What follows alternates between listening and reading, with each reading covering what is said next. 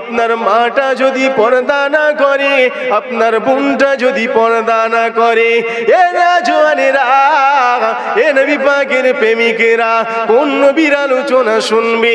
যে নবী আমার আজ থেকে ১৫০০ বছর আগে আয়ামে জাহিলিয়াতে যুগে এসেছিল, যে নবী আমার জানিয়ে দিলেন, হে নারী জাতিরা তোমরা পর্দা করো। হে নারী, আজ তুমি মা ডাক, আজ তুমি বোন ডাক, আজ তুমি স্ত্রীর মর্যাদা সেই নবী থেকে পেয়েছো। আজ থেকে ১৫০০ বছর আগে যে নারীদের ঘরে যৌবন সুন্দর মহিলা দেখতে হলে তাস ভোগ করে সেই মহিলাটাকে হত্যা করে মেরে দেওয়া হতো। আমার রাসূলুল্লাহ সেই সময় ওই বেঈমান কাফেরদের ঘরে আয়ামে জাহিলিয়াতে যুগে বোঝাতে লাগলো, বাবারা নারীদের হত্যা করো না, নারীদেরকে মা ছেলে স্ত্রী বাপ এমন পরিচয় ছিল না, যে যাকে মন চাইতো ভোগ করত। আমার রাসূলুল্লাহ সেই সময় নারীদের লক্ষ্য করে বলেছিল, এ বাবারা নারীদের ইজ্জত দাও, মা মায়ের সম্মান দাও, স্ত্রী স্ত্রীর সম্মান দাও, বেটি বেটির সম্মান দাও। হে মায়েরা বোনেরা দুঃখ নিও না, আজ আমি তোমাদের ছেলে তোমাদের ভাই হাবিবুল্লাহ এসেছি, কি হুসাইনি গল্প শোনাবো। তোমাদের মধ্যে তো পর্দা নাই, তোমাদের মধ্যে তো আদব নাই, এ বাপেরা তরুণেরা কি হুসাইনি আলোচনা শুনবে? আগে নিজের ঘর ঠিক করো, কেননা ইমামে হুসাইন হুজুর এই বেপরদা নারীর পক্ষে নয়, পদ্মাশীল নারীর পক্ষে থাকার জন্য ইয়াজিদ ইমামে হুসাইন হুজুরকে শহীদ করেছিল। আর আজ সেই নারী বেপরদায় ঘুরছে। বলো, আপনাদের কাছে জানতে চাই, এরা ইমামে হুসাইন হুজুরের পক্ষে না ইয়াজিদের পক্ষে? বলুন। ইমামে হুসাইন হুজুর ইয়াজিদের বিরুদ্ধে কেন দাঁড়িয়েছিল? ইয়াজিদ মদ, মহিলা, নাচ গান, গরিবের উপরে জুলুম অত্যাচার, ইমামে হুসাইন হুজুর এটা মেনে নেয়নি। সেই জন্য তো ইমামে হুসাইন হুজুর মেনে নেয়নি, সেই জন্য ইয়াজিদ ইমামে হুসাইন হুজুরকে শহীদ করার জন্য লোক পাঠালো। আজ আমরা সেই হুসাইন হুজুরের আলোচনা শুনবো। আমাদের ঘরের মা বোনগুলো তো ইয়াজিদের পক্ষে। ভুল বললাম? বলে আমাদের ঘরের মা বোনগুলো তো ইয়াজিদের পক্ষে। আজকে মাহফিলটা হচ্ছে, এই মাহফিলে আসার আগে বাড়িতে তো একটু বলার দরকার ছিল, খবরদার খবরদার, আজ ইমামে হাসান হুসাইন হুজুরের আলোচনা হবে, নবীর মিলাদ হবে, জান্নাতের মাহফিল, বেপরদায় ঘুরুন বলেছেন। রাগ করছেন নাকি আমার উপর? যে নবী আমার ১৫০০ বছর আগে এই নারী জাতিকে ইজ্জত দেওয়ার জন্য, সম্মান দেওয়ার জন্য নবী আমার নিজের খুন রক্ত ঝরিয়েছে, আর সেই নারী আমার নবীর দ্বীনকে, ইসলামকে মিটিয়ে দিতে চাইছে। কি আলোচনা করে? সেই নারী জাতি আজ যদি না বোঝে, তাহলে ওয়াজ ১০০০ বার শুনে লাভ হবে? বলুন, লাভ হবে? আপনি ইনকাম করেন রক্ত পানি করে, মেহনতের টাকা, আপনার টাকাটা হালাল না হারাম? যারা সুদে লোন, তাদের টাকাটা হারাম না হালাল? হারাম। তারা যে খাবারটা খায় সুদের টাকায়, ওই খাবারটা হারাম না হালাল? হারাম। আপনি যে টাকাটা খান রক্ত পানি করা, এই রোডে ভ্যান টেনে লোকে জন দিয়ে অটো চালিয়ে, সেই টাকাটা আপনার হালাল না হারাম? হালাল। আপনি যে খাবারটা খান, যে খাবারটা আপনি খান, ভাতটা খান, ওটা হালাল না হারাম? আমি বলছি হালাল না, আমি বলছি হারাম। কাটবেন ফতোয়া? কত বড় মুফতি সাহেব আছে, আনেন। আমি বলছি হারাম। ওদের জন্য হারাম। যাদের ঘরের ওই ভাত রান্না যে ব্যক্তি করে সেই মহিলাটা বেনামাজি বেপর্দা, সেই খাওয়াটাই আপনার জন্য হারাম। কাটবেন ফতোয়া? বুঝতে পারছেন? মুসলমান ছেলেরা, বুঝানোর জন্য বলছি, একজন আল্লাহর মাহবুব বান্দা এত আল্লাহকে মোহাব্বত করেছিল, ভালোবেসেছিল, আমার আল্লাহ পাক জানিয়ে দিলেন, এ আমার বান্দারে, তুই আমি আল্লাহ আমাকে খুশি করেছ, তুই আমি আল্লাহ আমাকে রাজি করে দিয়েছ। বান্দা বলো কি চাও তুমি? আল্লাহর বান্দা বলেছিল, ও রব্বুল আলামিন, আল্লাহ আমার একটাই চাওয়া, দুনিয়া জমিনে পানির উপরে দাঁড়িয়ে যেন আমি আপনাকে সিজদা দিতে পারি। আমার আল্লাহ পাকের কাছে বান্দা যখন এই কথাটা বললো, আমার আল্লাহ পাক বললেন, বান্দা যাও, আমি আল্লাহ তোমাকে অনুমতি দিয়ে দিলাম, পানিকেও আমি আল্লাহ বলে দিলাম, এ পানি আমার বান্দা তোর উপরে দাঁড়িয়ে আমি আল্লাহ আমার সিজদা দেবে, খবরদার আমার বান্দা তুই ডুবিয়ে দিবি না।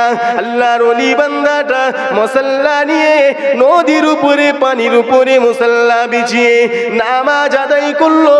বাড়িতে এসে বিবিকে বলতে লাগলো, এ আমার বিবি, তুমি কি জানো আমি আমার আল্লাহকে এত রাজি খুশি করেছি, আমার আল্লাহ আজ আমাকে পানির উপরে দাঁড়িয়ে তার সিজদা দিয়েছে। কি বললো বিবিকে? আল্লাহকে এত খুশি করেছি, বাড়িতে এসেছি, বিবিকে বলছে।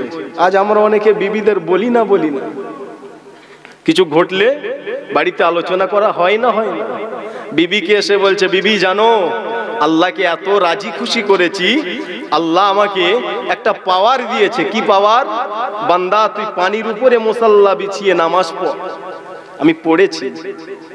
বিবি বলছে, চুপ করেন দিন, আল্লাহর বান্দার মন খারাপ। কি বলে? তাহলে ওটা আপনার কৃতিত্ব নয়, আমার। কি বললো বলেন? আচ্ছা বলেন, ওটা স্ত্রীর পাওয়ার না সেই স্বামীর পাওয়ার? কার? এখন স্বামী স্ত্রী কোনো বিষয় আলোচনা হলে অনেক সময় জেদ আসে না, আসে না? আসে তো। স্ত্রী বলছে, ঠিক আছে দেখবো কাল পরে। কালকে আপনি যদি নামাজে পানির উপরে দাঁড়িয়ে নামাজ পড়েন তাহলে হ্যাঁ আপনার। দুজনের মধ্যে চ্যালেঞ্জ। স্ত্রী বলছে আপনি কালকে পড়ে দেখান, আর স্বামী বলছে হ্যাঁ পড়বো। মুসলমানি ছেলেরা, পরের দিন আবার স্বামী খুশি মনে ঘর থেকে খাওয়া দাওয়া করে আল্লাহ সিজদা দেওয়ার জন্য বার হলেন। পানির উপরে মুসাল্লা বিছালেন। আল্লাহর ওলি মানুষটা যেই না দাঁড়ালো, পানিতে ডুবে গেল। স্বামীর মন খারাপ, বাড়িতে চলে এসে বিবিকে বলতে লাগলেন, আমার বিবি, আজকে আমি পানির উপরে দাঁড়ালাম কিন্তু সালাত আদায় করতে পারলাম না। ওই সময় বিবি বলতে লাগলেন, আমার স্বামী, আপনি প্রতিদিনে নামাজে দাঁড়ান, আপনি পানির উপরে মুসাল্লা বিছিয়ে, আর আমি আপনার স্ত্রী প্রতিদিনে 5 ওয়াক্ত নামাজ আদায় করি, আমি কখনো বিপর্দায় ঘুরি না। আমি আপনার খানাটা যখন রান্না করি আদবের সঙ্গে রান্না করি, ও আমার স্বামী, কিন্তু আজ আমি আর নামাজ আদায় করলাম না, আজ আমি আর পর্দা করলাম না। বেনামাজি অবস্থাতে, বেপর্দা অবস্থাতে আজ আমি আপনার রান্নাটা করে দিয়েছি, আর আপনি ওই রান্নাটা খেলেন। ও স্বামী, তুমি কি জানো না আমার আল্লাহ পাক বেপর্দা নারীর খাবারটা তোমার জন্য হারাম করে রেখেছে। এ যুবকেরা, বাপেরা, তরুণেরা, আজ নবীর মিলাদে বসেছো, বোঝাতে চাইছে এটাই, বাড়িতে যদি তোমার মা বোনগুলো যদি পর্দা না করে, যতই তুমি রক্ত পানি করে ইনকাম করো না কেন, ওই খাবারটা তোমার জন্য ঠিক হবে না। কারণ এই খাবার খেয়ে তুমি যদি আল্লাহকে সিজদা দাও, আল্লাহ তোমার সিজদা নেবে না। এ যুবকেরা, তরুণেরা, ইমামে হুসাইন হুজুর আমার সর্বসময় নামাজের পক্ষে ছিল, পর্দার পক্ষে ছিল। আর এজিদ সর্বসময় পর্দা থেকে পর্দা খোলানোর পক্ষে ছিল। তাই ইমামে হুসাইন হুজুরকে শহীদ হতে হয়েছিল। বুঝতে পারছেন? হুজুরের আলোচনা শুনবেন বসেছেন, কিন্তু তার আগে একবারও ভাবলেন না যে আমার হুজুর কোন জিনিসের বিরুদ্ধে ছিল আর কোন জিনিসটার পক্ষে ছিল।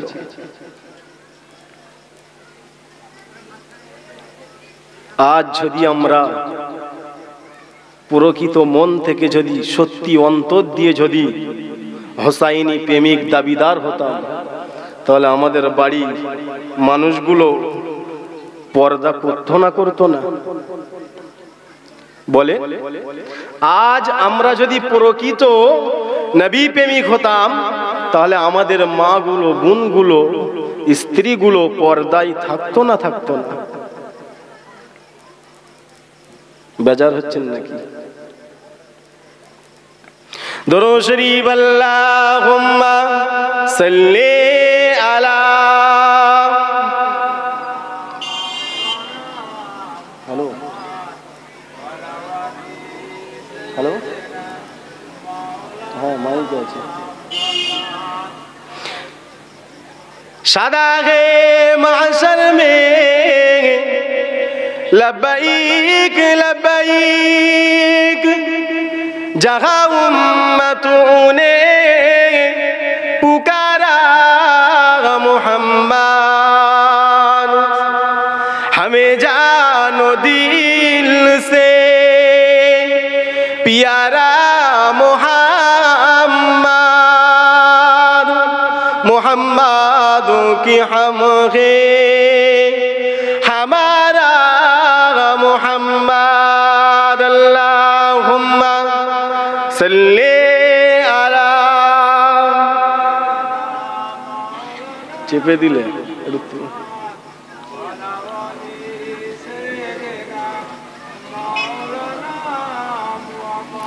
कलमा ज़िक्र ला इलाहा इल्लल्लाह, ला इलाहा इल्लल्लाह,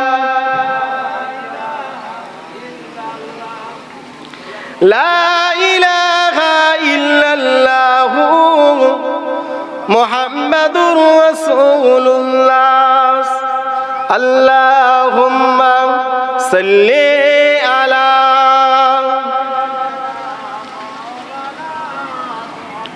व अला आले।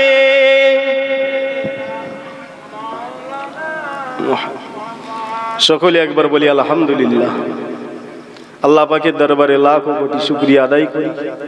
আল্লাহ আমাদেরকে ওই মেলাতে না ঘুরিয়ে জান্নাতের বাগানে বসিয়েছে। খুশি মনে বলি আলহামদুলিল্লাহ। যে নবীকে না সৃষ্টি করলে আল্লাহ তামাম কায়নাত কিছুই বানাতেন না, সেই নবী পাকের প্রতি লাখো কোটি দরুদ ও সালাম। সবাই বলি সাল্লাল্লাহু আলাইহি ওয়াসাল্লাম। আজ আমি আপনি বসেছি নবী পাকের আলোচনার মাহফিল, ইমামে হোসাইন হুজুরের আলোচনা। কম বেশি এই মুহররম মাসে মসজিদে আলোচনা হয় না? হয়। কিন্তু এই মুহররমের মাস আজ থেকে নয়, ১৫০০ বছর আগে আমার রাসূলুল্লাহ রোজা রেখেছেন ১০ই মুহররম, ৯ই মুহররম। কেন? এই মুহররম মাসে ১০ তারিখে আল্লাহ পাক তামাম পৃথিবীর জমিনকে সৃষ্টি করেছিলেন, বানিয়েছিলেন, তৈরি করেছিলেন। একবার জোরে বলি সুবহানাল্লাহ। এই মুহররম মাসের ১০ তারিখ নবী আলাইহিমুস সালামদের সঙ্গে সম্পর্ক আছে, জোরে বললেন না সুবহানাল্লাহ। আব্বাজান হযরতে আদম আলাইহিমুস সালাম জান্নাতে যখন ছিলেন, আম্মাজান হাওয়া ছিল, গন্ধম ফল খাওয়ার জন্য জান্নাত থেকে বিতাড়িত হয়েছিল, ঠিক না ভুল? কোন দিনে আবার আব্বা আসান এবং আম্মাজানের সঙ্গে সাক্ষাৎ হয়েছিল জানেন? সেটা ছিল 10ই মুহররম, জোরে বললেন না। হযরতে নবী আইয়ুব আলাইহিমুস সালাম, আল্লাহ পাক হযরত নবী আইয়ুব আলাইহিমুস সালামকে পরীক্ষা নিতে লাগলো বিমার দিয়ে। নবী আইয়ুবকে আল্লাহ পরীক্ষা নিল বিমার দিয়ে। আল্লাহ নবী হযরত আইয়ুব আলাইহিমুস সালামের সারা শরীরটা ঘা হয়ে গেল। হযরতে নবী আইয়ুব আলাইহিমুস সালামের শরীরে ঘা হয়ে পোকা হয়ে গেল। ও নওজওয়ানেরা, হযরতে নবী আইয়ুব আলাইহিমুস সালামের শরীর থেকে যখন পোকা লেবে চলে যায়, আল্লাহ নবী হযরত আইয়ুব ওই পোকাকে ধরে বলতে লাগে, এ পোকা কেন আমায় খেলি না? আল্লাহ পাক তোকে আমার রিজিক বানিয়েছে, এ পোকা আমাকে খেয়ে নে। হযরতে নবী আইয়ুব আলাইহিমুস সালামের গলার কাছে, ইলহানের কাছে যখন পোকা খেতে লাগলো, হযরতে নবী আইয়ুব আলাইহিমুস সালাম ওই সময় আল্লাহ পাককে বলতে লাগলেন, ও রব্বুল আলামিন, আল্লাহ পাক আমি আইয়ুবের সারা শরীরটা পোকায় খেয়ে নে, আমি আইয়ুবের কষ্ট নাই, দুঃখ নাই, ও রব্বুল আলামিন আল্লাহ, কিন্তু আমি আইয়ুবের ইলহান খানা, গলা খানা পোকাকে খাওয়াবেন না। আমার আল্লাহ জিবরাইলকে পাঠালো, ও জিবরাইল যাও আমার আইয়ুবকে গিয়ে জিজ্ঞাসা করো আমার আইয়ুবের গলা কেন খাবে না। হযরত আইয়ুব নবী বলেছিল, জিবরাইল রে, আমার গলা যদি আল্লাহর পোকায় খেয়ে নেয়, আমি আইয়ুব আর আল্লাহ আল্লাহ আল্লাহ আল্লাহ বলে ডাকতে পারবো না। এ যুবকেরা, আমার আল্লাহ জানিয়ে দিলেন, হযরত জিবরাইল, আমার আইয়ুব আমি আল্লাহ পাক আমার পরীক্ষাতে কামিয়াবি হয়ে গেছে। এই মুহররমের 10 তারিখে হযরত নবী আইয়ুব আলাইহিমুস সালামের বিমারকে আল্লাহ পাক শিফা দিয়েছিল। জোরে বললেন না সুবহানাল্লাহ। এই মুহররমের 10 তারিখ সারা শরীর পোকায় খেয়ে নিচ্ছে। ইলহানের কাছে যখন পোকা খাচ্ছে, আল্লাহ নবী হযরত আইয়ুব আলাইহিস সালাম বললেন, আল্লাহ শরীর খেয়ে দুঃখ নেই, কষ্ট নেই, একবারও আপনাকে বলিনি আল্লাহ আমাকে শিফা করে দাও। আল্লাহ আমি আইয়ুবের ইলহানকে খাওয়াবেন না আল্লাহ। আইয়ুব কেন? আল্লাহ আমি আপনাকে তো মোহাব্বত করি, আপনাকে তো আল্লাহ আল্লাহ বলে ডাকতে পারবো না। জোরে বললেন না। এ যুবকেরা, ও নবী পাকের প্রেমিকেরা, আজ আমি আপনি বসেছি মুহররমের মাসে। এই মুহররম মাস কতটা মাকাম আলা ইজ্জত আলা মাস গো। এই মাসেতে হযরত নবী আইয়ুব আলাইহিস সালামের বিমারকে আল্লাহ শিফা করে দিয়েছিল। এই মাসেতে আমার নবী পাকের কলিজা হযরত ইমামে হুসাইন হুজুরকে শহীদ করা হয়েছিল। এ যুবকেরা, তরুণেরা, ইমামে হুসাইন হুজুরের আলোচনা তো সবই জানেন, আমি আপনাদের এখানে একটুখানি টাচ করে দিয়ে যাই। এ যুবকেরা, একদিন ইমামে হাসান আর ইমামে হুসাইন দুই ভাইকে নবী পাক আমার কুস্তি লাগিয়ে দিলেন। কুস্তি হয় জানেন তো, বাচ্চাদের ভিতরে কুস্তি হয় না? ইমামে হাসান আর ইমামে হোসাইন দুই ভাইয়ের ভিতরে রাসূলুল্লাহ কুস্তি লাগালেন। ও হাসান ও হোসাইন, তোমাদের দুই ভাইয়ের ভিতরে শক্তিশালী কে দেখব। দুই ভাইয়ের কুস্তি শুরু হচ্ছে। আমার নবী পাক ইমামে হাসান হুজুরের পক্ষে নিলেন। নবী পাক ইমামে হাসান হুজুরের পক্ষ নিলেন। আম্মা জান খাতুনে জান্নাত ফাতিমা জোহরা বলতে লাগলেন, আব্বা জান আপনি হাসানের ইমামে হোসাইনের পক্ষে নিলেন আব্বা। ওই সময় আমার নবী পাক বললেন, ও বিবি, ও আমার বেটি ফাতেমা, ও বেটি ফাতেমা, তুমি কি দেখতে পাও না আমি রাসূলুল্লাহ ইমামে হাসান আর হোসাইনের ভিতরে হোসাইনের পক্ষে নিলাম, আর স্বয়ং আল্লাহর ফেরেশতা জিবরাইল হাসানের পক্ষ নিল।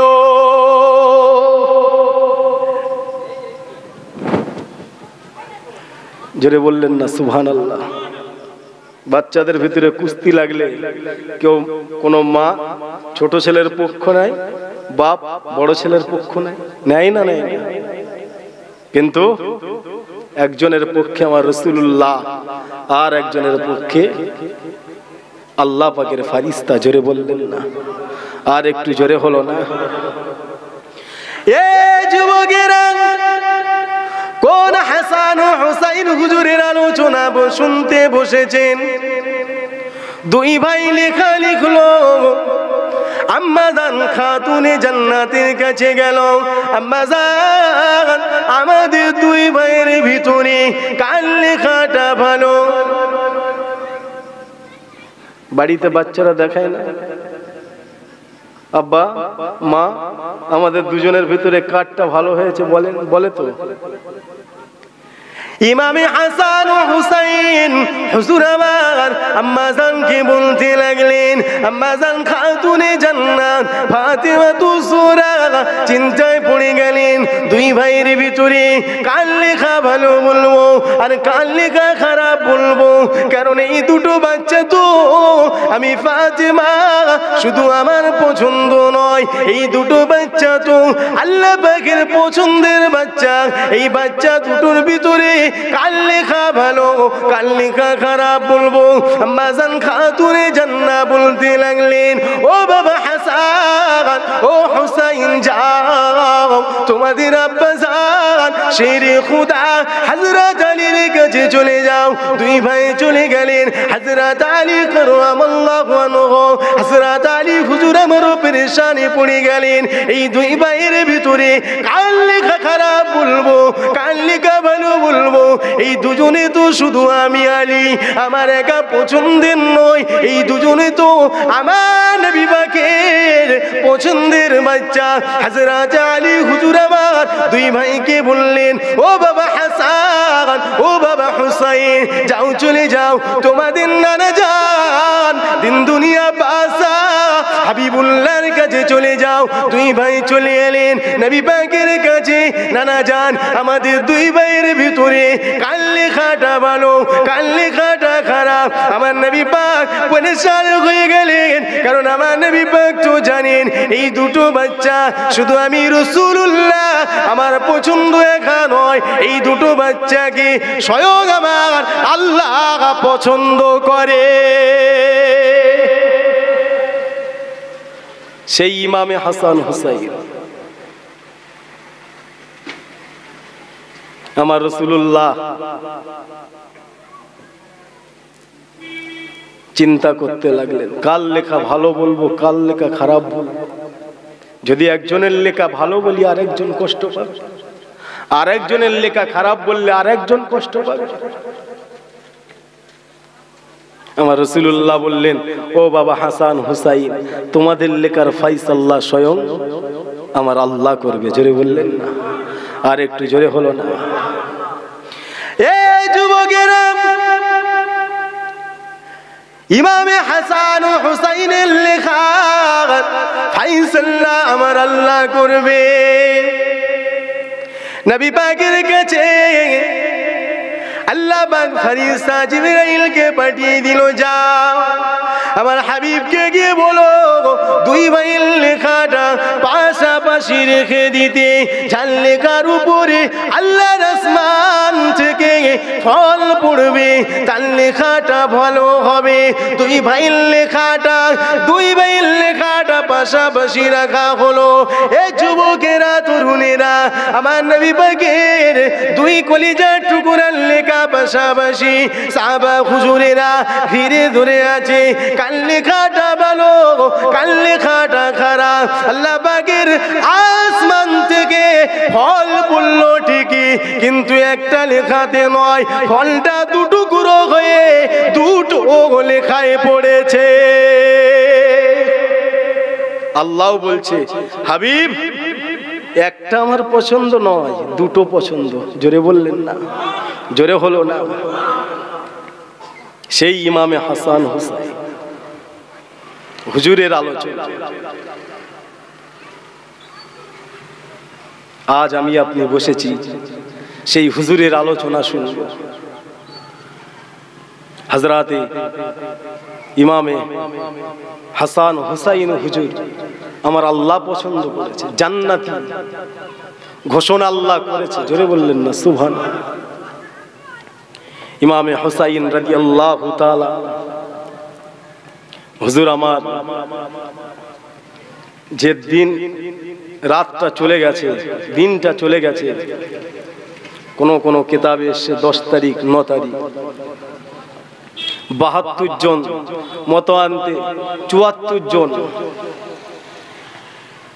বেশি অর্ধেক মুফাসসিররা লিখেছেন 72। সঙ্গী নিয়ে, সাথী নিয়ে রওনা দিলেন। কোথায়?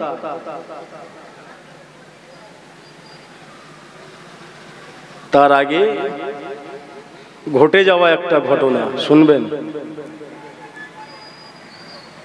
কারবালার ময়দানে যাওয়ার আগে, কুফার উদ্দেশ্যে যাওয়ার আগে, তার আগে একটা ঘটনা কি ঘটেছিল? এজিদ মদ, নারী, জুলুম যখন শুরু করলো, কুফার মানুষ ইমামে হুসাইন হুজুরকে চিঠি করলেন। 150 থেকে 500 চিঠি হুজুরের কাছে গেল। হুজুর আপনি আসুন, কারণ এজিদের অত্যাচার আমরা সহ্য করতে পারছি না, আপনি আসুন, আপনাকে আমরা ইমাম হিসেবে মানব। ইমামে হুসাইন হুজুর আমার চিঠি পেয়ে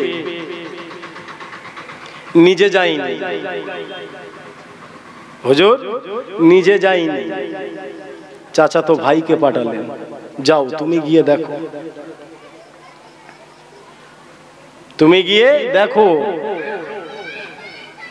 চাচাতো ভাই গেলেন। একে একে কুফার মানুষ হুসাইন হুজুরকে পেল না, চাচাতো ভাইয়ের হাতে বায়াত হতে লাগলো। ভাই চিঠি করলেন, ভাই আপনি আসেন, পরিস্থিতি ভালো, আসেন। হুজুর আমার রওনা দিলেন।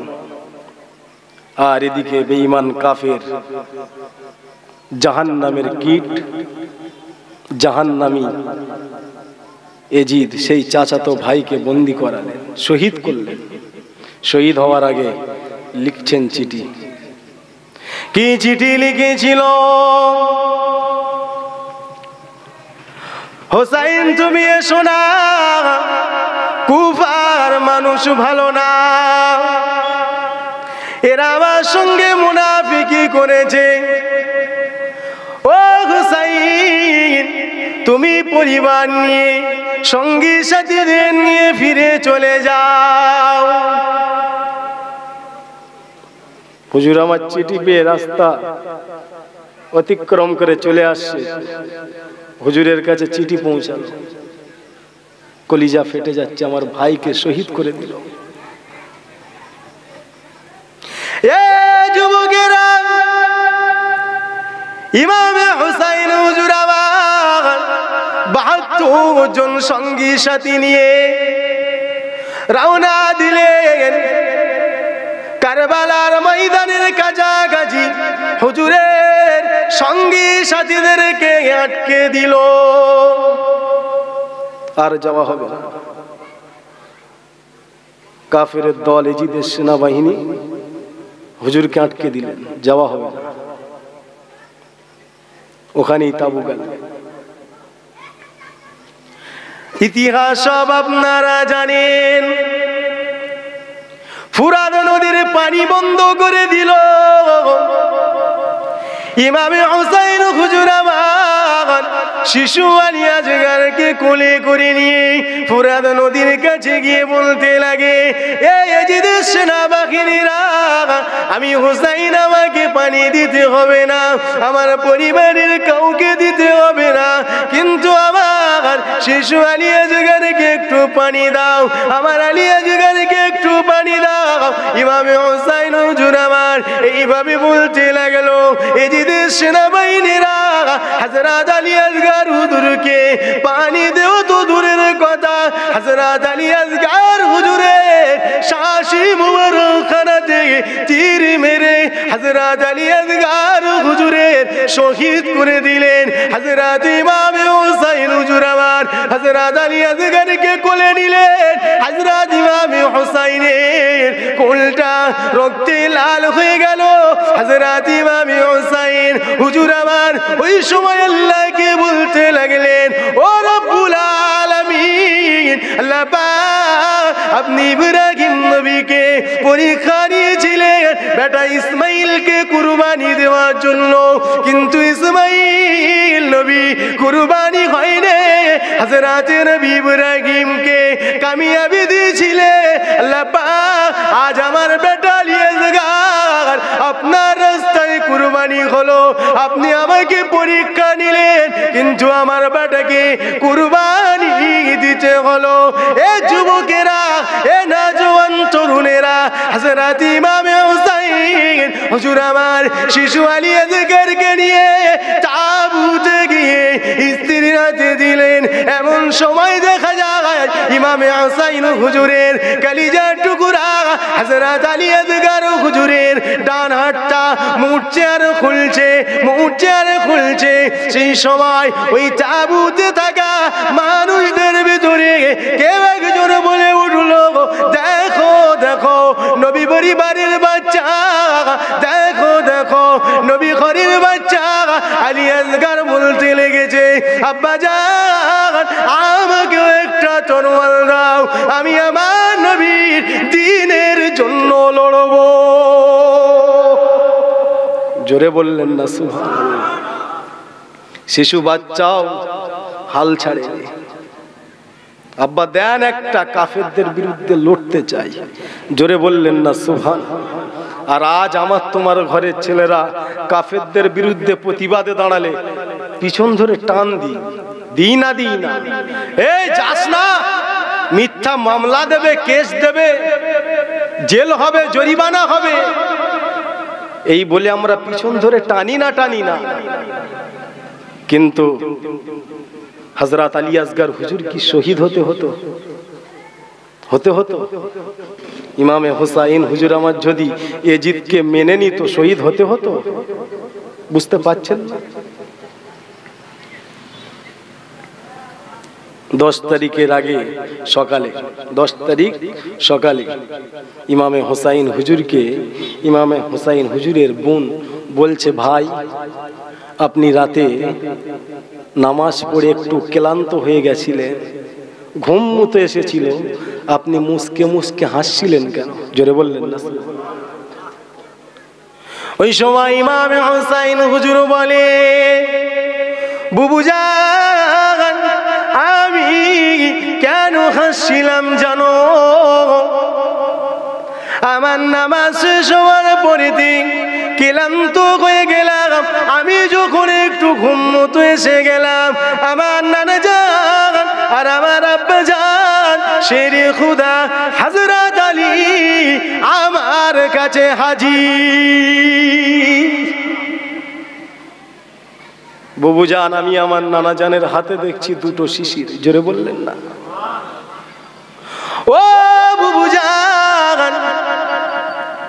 একটা শিশির খালি ছিল আর একটা শিশিরে পানি ছিল। আমি নানাজানকে বলেছিলাম, নানাজান দুটো শিশির কেন আপনার হাতে? ওই সময় আমার নানা বলেছিল, এ হুসাইন তুমি শেরে খুদার রক্ত প্রমাণ হয়ে গেছে, আর কাফেরদের সঙ্গে মোকাবিলা করতে হবে না, নিজেকে ঝুঁপে দাও, শহীদ হয়ে যাও। নানাজান, নানাজান তা আপনি শিশির নিয়ে কি করবেন?